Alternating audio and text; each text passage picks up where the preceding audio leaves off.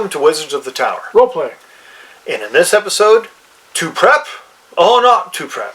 That is the question.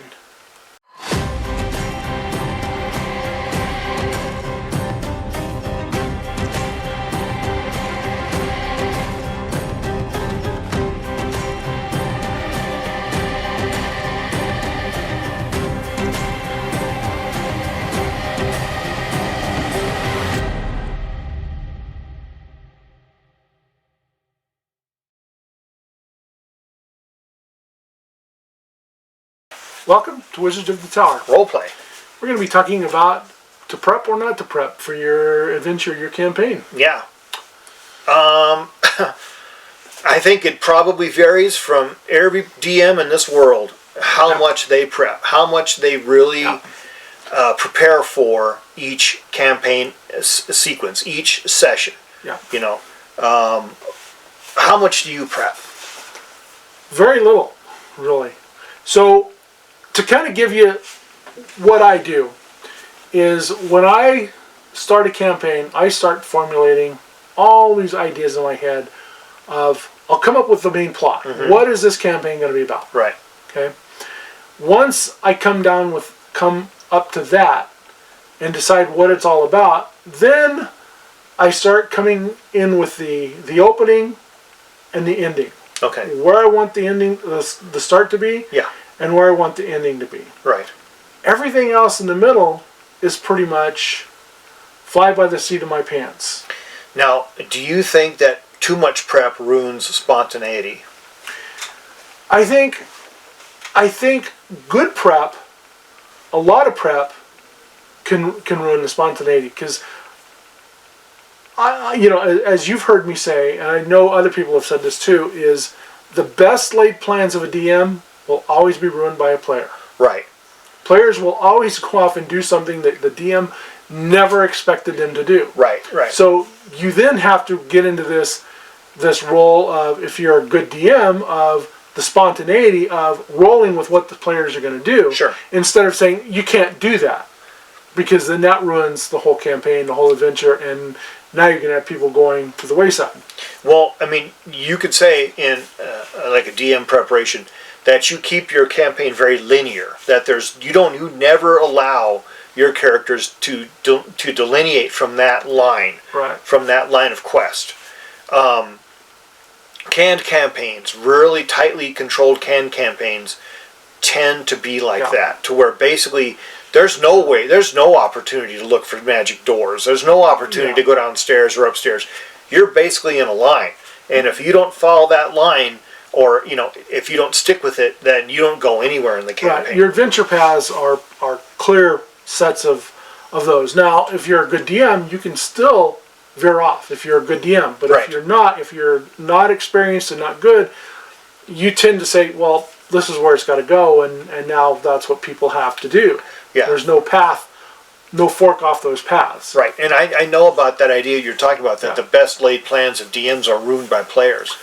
Sometimes you give them the magical gem and they don't want to do anything with it. They just like, okay, we'll throw it, but we're going to go after after those orcs. And you're like, oh man, why did I even, the orcs? I didn't prepare for that. Right. Now when I prep, as I said, I always come up with the first part of the adventure. Sure. And that way is a way to get things started. And that way people will start to learn about what's going on, what's the campaign about, and they start learning about what's happening, right, why they're on this adventure. Could they deviate from that? Yeah, but then the ending is going to be totally different. And that's something I'd be totally prepared for. If in the last campaign, the King of Winter, if the party decided not to go after the King of Winter, the giant, the frost giant that was keeping the winter, there was going to be consequences. Their families would have died, and their people would have died, and the winter would have slowly moved south and engulfed all the land. So we talked about that. Would we just ignore, because we had amassed quite a bit of wealth. What if we just headed south to where the land was warmer, and just decided to seek adventure there? And didn't try to confront the boss at the end about the winterization of the world, right, the Fimble winter. We talked about that. What kind of characters would we be that basically took our wealth, went south, found warmer lands, and decided to live it up? That's a really interesting quest, because what if your quest line in your story is really set on us defeating or confronting the boss fight at the end, and we refuse to do it, and we just move off and do something else? Then you either have to veer them back onto that path, but players are going to be players, and if they do, well, then there's consequences. Yeah, players will be players, and sometimes they don't always want to go where you want them to go. Frodo decides not to throw the ring into the Mountain Doom. Okay, so he doesn't throw it into Mountain Doom, and he gets out, and now he becomes a ring wraith. He becomes like Gollum. He becomes Gollum number 2. Or Frodo decides to, or not Frodo, but Bilbo keeps the Arkenstone and doesn't give it. He doesn't give it back. He's like, wow, I love this thing. Throws it in his shirt and takes off. And goes back to Hobbiton. Well, now Hobbiton gets all this power and So what if something like that happens? Yeah. So when you begin to come up with a game, and when you begin to prep for a general game, I know you've said before that there are some DMs who just obsessively prep for every little detail. Yeah. That's probably not you, right? That's definitely not me. Okay. I probably used to be more of that. When I wrote out a dungeon or a campaign, I would write out the campaign, I'd go to the next one, I'd go to the next one. And I found that every time I did something like that, the players did something that I totally didn't plan on them doing. Right. And I learned to just go with the flow. Okay. And prep as needed. So I usually don't, when I say I don't prep, I have ideas in my head that I want to do this, I want to do this, I want to do this. Yeah. And I try to give myself the fork in the road. I try to think, what would I do as a player? Okay. If I don't want to do this, well, I'm going to go do this. Right. If I don't want to do that, then I'm going to go do this. And there's always going to be something that you never think about. Sure. As much as you try to think about what your players are going to do, they're always going to come up with something that you didn't plan on. Well, yeah. So you have to learn to go with the flow and either deviate from that path, or you have to change it enough to get them back onto the path. So I know, but make them think that they are doing what they want to do. Sure. I know, and you have multiple pathways that Right. you could either loop them back around to the main quest, or have them branch off into a completely different quest and abandon this quest, and then just keep them going on that one. Right. You could do that. Now, one thing I know for sure that you do is you prepare a great deal in your world with maps, characters, deities, storylines, all that stuff. So that is prep. Yeah. So much of my world is already done. Yeah. That doesn't mean that I don't come up with stuff. I'm constantly coming up with stuff. I yeah. get a wild hair and I start coming up with things. I don't know if you knew, but I actually have language for the elves and for the dwarves, and I recently started to come up with language for the gnomes and the halflings. Now the halflings pretty much speak common, but they have slang terms that they use. Sure, I mean that makes total sense. And that's stuff that I throw out there, and then I make available to my players. We have a forum that all of the information for my campaign is out there, and then Right. I've also got it in OneNote for myself. Right. That if I need it, I've got it. And that way, if the site ever goes down, I've still got it as a OneNote backup. But I have all this world depth that I've created, and when I get a wild hair or an idea, I write it down and put it in there. And no, I can see that happening, and I noticed that with other DMs that they create deity lists, maps. Some people are better at maps than others. That they create towns, types of towns. They create military groups, different nobles, different kings, monarchs, that sort of thing. I know you do all that, but there are other DMs who I know that basically just show up and they have, a scribbly paper with some scribbles on it. It looks like a napkin or something, and that's their idea for the day. And it always kind of makes me a little nervous whenever we play with a DM who's that flippant. Maybe you got this DM that's got this 300-page script of paper. Here's my dungeon. It's all drawn out, and I've this and this and this and this and this. And there are DMs that are like that. It's almost like an adventure path that they wrote out, a whole adventure. I can see that, especially if you're doing a dungeon. Okay, dungeons are special because you've got to have an actual map of the dungeon where people are going. That way, you list all your traps, your side doors, your magic doors, your hidden compartments, your pitfalls, Yeah. all that kind of stuff. I could see someone having that. You do a well prep for a dungeon crawl. And we talked about this, how much prep you need for a dungeon You crawl. don't necessarily have to do that much, though. I mean, if you have the ideas there and you just kind of go with the flow, if you know the general basics of, okay, this is here and this is here and this is here, and there's going to be a trap here and this is the kind of trap it is. Okay. What's the basis behind the trap? Well, maybe I want to make it hard. Maybe the players are rolling hot that night and I want to make it tougher. So, I don't always have the set numbers set down Sure. on paper. Sure. For what I want to do. So I don't do that much prep. Usually a game session or two, but I have, like I've said, ideas of what I want to do throughout the campaign. Well, I've never DM'd, okay, and I probably will never DM. I'm a player, okay. I like to play. I like, the games. I like to inhabit my characters. But I do like a DM who has who has done certain amounts of prep so that the game seems fulfilled. Yeah. So that the game seems fleshed out.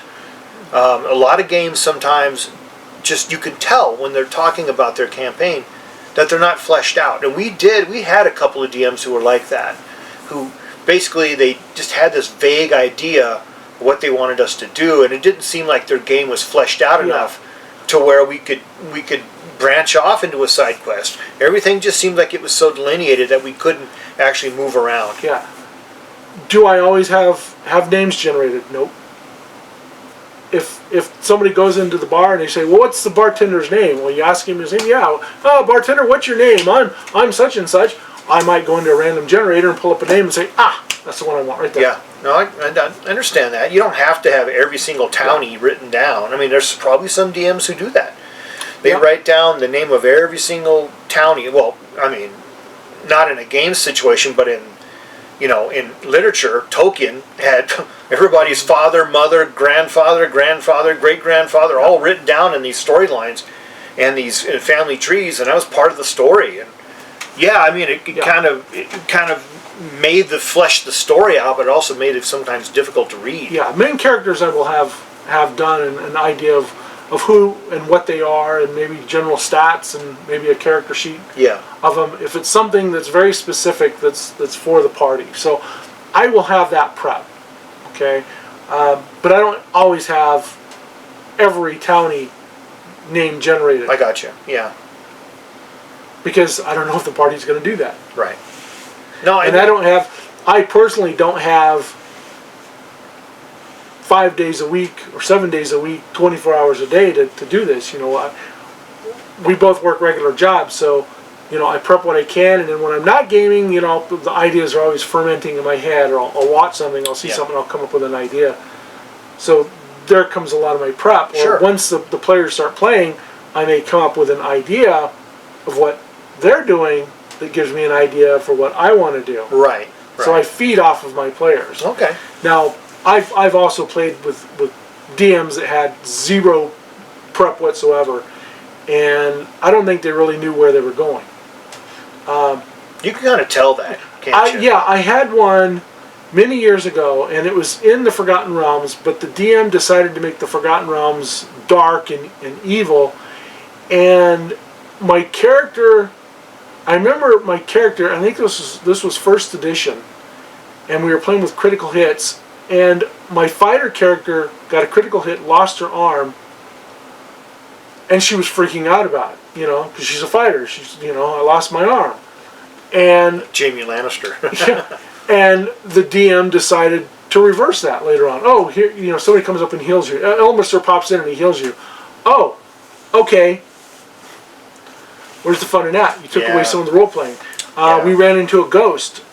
I think she was a 20-year-old character, and a ghost aged her 40 years. Well, now she's 50 years of age, and she's freaking out about her age. He reversed that. So there was no prep in anything that he was doing, and he was giving and taking. I see. Because he felt that, oh, I shouldn't have done that, and now I'm going to take it away. Or maybe that was too rough. Instead of letting me play with the consequences and trying to find a cure for these things, it kind of took away. And there was zero prep for any of that. Well, I can understand that. Sometimes people, they get, the storyline can get out of control, and they start worrying about, oh, is it too easy? Is it too hard? Should I change things? Should I, pull some punches for the bosses so they don't TPK the party or whatever? Yeah, I can see that. We'd really like to hear from our viewers what you think, how much prep you do for your games, your DMs, how much prep you do, if you do a lot, if you do a little, that sort of thing. I've watched many of an episode of Professor DM, and he's talked a lot about that too. That he'll tell you he doesn't do a whole lot of prep, maybe a session or two ahead of time, and that's kind of my view. And sometimes even less than that. Yeah. It just kind of depends upon what I feel the players might do and not do. Right, yeah. I mean, how far should you go ahead? Yeah. What's everybody's opinion? How far should you go ahead? 1 episode, 2 episodes, 3 sessions, 4 sessions. The whole campaign. The whole campaign. I mean, is it the whole campaign writ large, or is it just one step at a time? Yeah. So you have my attitude on that. Yeah. Anyway, we hope you liked this episode of Wizards of the Tower. Role play. Don't forget to like, share, subscribe, spread the word, ring the bell, leave a comment. We'll always reply to your comment. Message us on Discord or email, and we'll get back with you. If you have an idea for an episode, let us know. We'll be happy to try and fit that in. So anyway, may all your adventures have some prep to them. And keep on rolling, folks. Have a good one.